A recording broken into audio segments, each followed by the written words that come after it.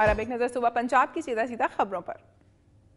MQM राब्ता committee के रहनुमा मेंबर कौमी असम्बली हैदर अब्बास रिजवी ने कहा है कि पीपल्स अमन कमेटी के कारकुन वजीर दाखिला सिंध जुल्फिकार मिर्जा की सरबराही में कराची में भत्ताखोरी, कत्ल गारत और दहशतगर्दी की कार्रवाई कर रहे हैं। उनकी वजह से कराची का अमन तबाह हो चुका है।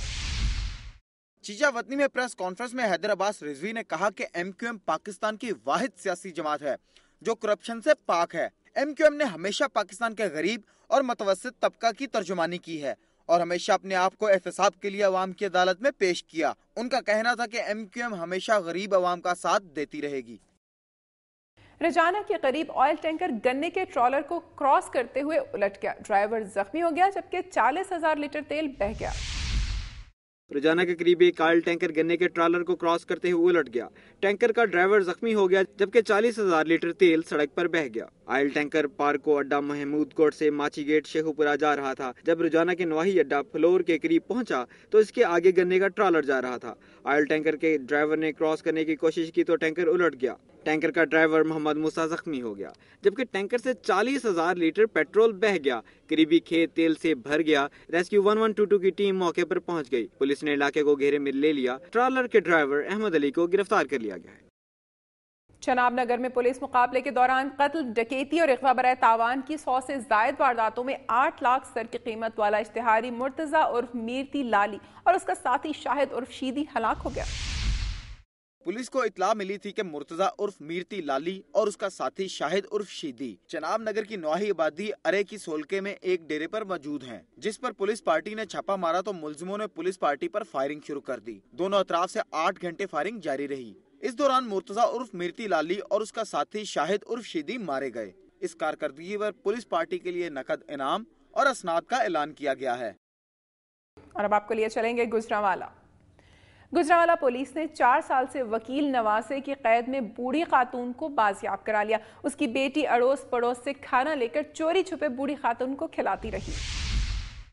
पुलिस रिपोर्ट के मुताबिक वकील जब्बार ने अपनी बीवी हाजरा बीबी के मकान पर नाजायज कब्जा कर रखा है। 4 साल कबल सिविल अस्पताल ने मकान के केस का फैसला बुढ़िया के हक में कर दिया तो जब्बार ने उसे जदोकोब करके छत पर मुंतकिल कर दिया और सीढ़ियों को ताला लगा दिया, जहां वो अपनी बेटी के हमरा खुले आसमान तले पड़ी रहती। उसकी बेटी जब्बार से छुप छुपा कर हमसायों की छत के रास्ते उतरकर महल्लेदारों से रोटी पानी मांग कर उसे खाना खिलाती। जब्बार को जब भी इसका पता चलता तो वो उन पर वहशियाना तशद्दुद करता। जब्बार के डर से ही उन्होंने पुलिस से राब्ता न किया।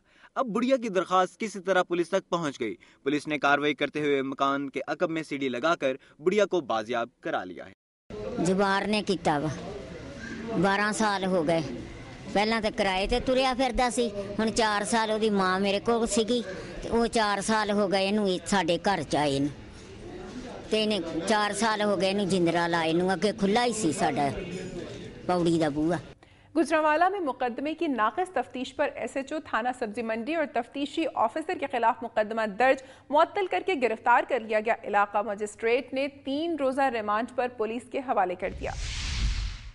थाना जिना रोड के इलाके में अबू बकर टाउन की रहायशी अमरीकी शहरी सरवत बीबी शादी की तकरीब से वापस आ रही थी कि मुसल्लह अफराद ने 70 तोले जेवरात, $10,000 और 35,000 रुपए नकदी लूट ली थी, जिसका मुकदमा थाना जिना रोड में खातून सरवत बीबी के देवर नवीद और उसके 2 साथियों के खिलाफ दर्ज हुआ। थाना जिना रोड के SHO सफदर अता भट्टी और तफ्तीशी सब इंस्पेक्टर अतरमान ने मुलजिमों से साजबाज करके उन्हें छोड़ दिया। CPO ने दोनों के खिलाफ कार्रवाई करते हुए उन्हें मुअत्तल करने के बाद गिरफ्तार करवा दिया है, जबकि पुलिस ने दोनों मुलाजमीन को इलाका मजिस्ट्रेट ज़ियाउर रहमान की अदालत में पेश करके उनका 3 दिन का रिमांड हासिल कर लिया है। जिला हाफिजाबाद में इंसदादे पोलियो मुहिम खत्म हो गई। EDO हेल्थ खुद लारी अड्डों और गली मोहल्लों में बच्चों को वैक्सीन के कतरे पिलाते रहे। पूरे पाकिस्तान की तरह जिला हाफिजाबाद में भी इंसदादे पोलियो मुहिम चलाई गई। पहले तो महकमा सेहत के अफसरान दफ्तर में बैठकर ही सब बच्चा की रिपोर्ट दे देते थे, मगर इस मरतबा EDO health doctor Mohammad Aslam Khokhar की जाती दिलचस्पी के बायस मुहिम बड़ी कामयाब रही। उन्होंने खुद टीमों के साथ लारी अड्डों, रेलवे स्टेशन और घर घर जाकर बच्चों को वैक्सीन के कतरे पिलाए। इस पर वालिदैन ने बड़े इत्मीनान का इजहार करते हुए उनका शुक्रिया अदा किया। लोगों का कहना है कि अगर इस तरह महकमा सेहत का अमला ईमानदारी से अपने फराइज अदा करे तो मुल्क से पोलियो का मुकम्मल तौर पर खात्मा मुमकिन है। बलूचिस्तान के वजीर सेहत ऐनुल्लाह शम्स ने कहा है कि तमाम इदारे अपने अपने दायरे इख्तियार के अंदर रहते हुए काम करें। अहमदपुर सियाल में जमीयत उलमा इस्लाम फे के रहनुमा गुलाम अब्बास सिद्दीकी की रिहाइशगाह पर मीडिया से गुफ्तगू करते हुए ऐनुल्लाह शम्स ने कहा कि फौज का मकसद मुल्क की दिफा और अदलिया का काम लोगों को इंसाफ फराहम करना है। इसी तरह मुकन्ना न सिर्फ कानून साजी करे और सियासी जमातें एक दूसरे के साथ एहतराम का रिश्ता कायम करें।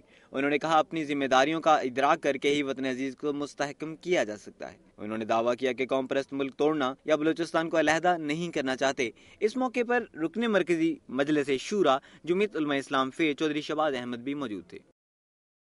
लीबिया में फंसे हुए इकलौते बेटे से राब्ता न होने पर बाप ने खुदकुशी कर ली। अगले ही दिन बेटा वापस टेक्सला पहुंच गया।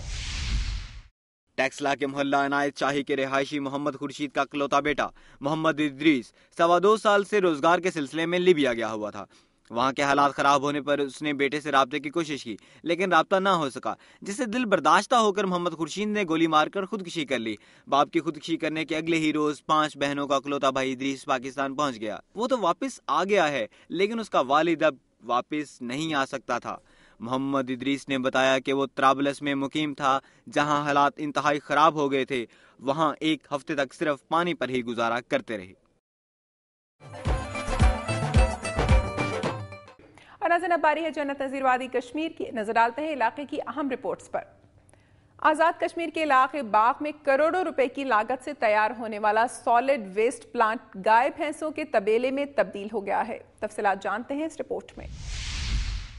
सॉलिड वेस्ट प्लांट में कचरे से खाद तैयार की जानी थी। बल्दिया बाग को कूड़ा करकट उठाने के लिए गाड़ियां, ट्रैक्टर, रेडियां, 2.5 साल के तमाम अखराजात और दफातर फराहम किए गए। बल्दिया प्लांट को चलाने में नाकाम रही। गाड़ियां ऑफिसरान के जाती इस्तेमाल में हैं। रेडियो में मवेशियों को पानी पिलाया जाता है। प्लांट की मोटरों में से कुछ चोरी और बाकी जंगालूद हो चुकी हैं। सॉलिड वेस्ट प्रोजेक्ट का जनरेटर एक मल्टीनेशनल इदारे को 25,000 रुपए माहाना किराए पर दे दिया गया है। ये चेक रिपब्लिक की एक NGO है, पीपल इन नीड ने ये 2008 में ज़लज़ला के बाद ये सॉलिड वेस्ट यहाँ पे बना के दिया था बाग वालों को और बल्दिया को। और टोटल इस पे कास्ट जो हमारी मालूमात के मुताबिक जो उनसे हमने कलेक्ट की थी, तकरीबन 5 करोड़ रुपए इस पे खर्च आया था, जिसमें एक उन्होंने 15 लाख रुपए का जनरेटर लेके दिया था इनको और 12 लाख का एक ट्रांसफार्मर बिजली की यहाँ पे सप्लाई देने के लिए, और वो पोल भी साथ थे।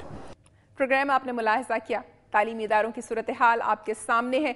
इस शोबे में हंगामी बुनियादों पर इक़दामात की ज़रूरत है ताकि कौम का मुस्तकबिल सहूलत के साथ तालीमी सिलसिले को आगे बढ़ाकर मुल्क और कौम की तरक्की में अपना किरदार अदा कर सके। उम्मीद करते हैं कि अरबाब इख्तियार इस शोबे की अहमियत के पेश नज़र जंगी बुनियादों पर इस्लाहात करेंगे। नाज़रीन, इसके अलावा आज के प्रोग्राम में सैलाब मुतासिरीन की सूरत हाल का भी जायजा लिया गया। हुकूमत के साथ साथ NGOs को भी चाहिए कि वो मनपसंद अफराद को इमदाद की फराहमी की शिकायत का नोटिस लेकर इस तासुर को ख़त्म करें ताकि सैलाब मुतासिरीन की मुश्किलात में कमी लाई जा सके। मेरी धरती मेरी दुनिया की टीम अवामी मसाइल को उजागर करने के लिए कोशा है, लेकिन मसाइल की दुरुस्त निशानदेही के लिए नाज़रीन आपका ताउन ज़रूरी है। अपनी तजावीज़ और आरा के लिए हमारा ईमेल एड्रेस नोट कर लें, mdmd@duniatv.tv।